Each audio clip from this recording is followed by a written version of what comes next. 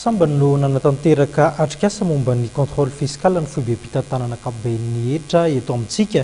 Atrikasa tanterahana mandritra ny 2 andro ary any Anosy Avaratra no anatanterahana izany ho an'ny foibe-pitantanana ankapobeny etra moa zany dia ny famerenana ny fiantohana na ihany koa ny fatokisana ho an'ny mpandohetra ny tena laharam-pahamena ho azy ireo ahafahana mampitombo ny volamiditra. Tapaka avao.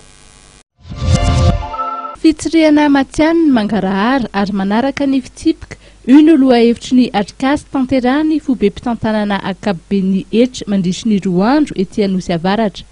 Zava-dehibe ny atrikasa toy izao izay ahafahana manitsy ny tsy mety ataon'ny mpiasa raha ny fanamariana ny oety ny tale jeneraly. Fandrindrana ankapobea hatramin'izay zany somary tsy dia tena voaraka izy io fa manomboka zao zany misy hatramin'ny fiovana eo amin'ny rafim-pitantanana atao amin'ny direction générale ny impôt izay mametraka ny resaka fitediavana porofo hoe les recherches zany tena rafitra mitokana mihitsy zany fitediavana porofo io zao dia izay zany zao tena fiovana lehibe atao amin'ny direction générale ny impôt hoe tsy misy redressement fiscaux zany mandehandeha fotsiny amin'izao fa tsy maintsy misy porofo miaraka aminy. Anisan'ny hitanana fandrara matetika ny mikasika ny harcèlement fiscal.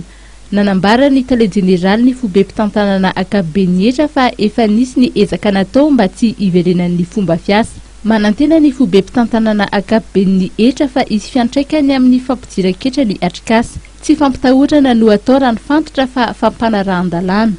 Ujerena kaiky ihany koa ireo mpiasa manao ny tsy mety. Procédure ny tsy mety dia rehefa procédure tsy mety dia soloina zany fa ny hoe mpiasany etra raha hoe manao tsy mety amin'ny lafiny hafa indray hoe tady ianao kolokolo na tady ianao zavatra mitovitovy amin'izany dia za moa dia efa ataoko hoe ny lalàna tsy lalàna ny etra koa manafay an'izany fa misy rafitra mihitsy zany efa manenjika an'izany tsy fanarahan-dalàna sahala amin'izany.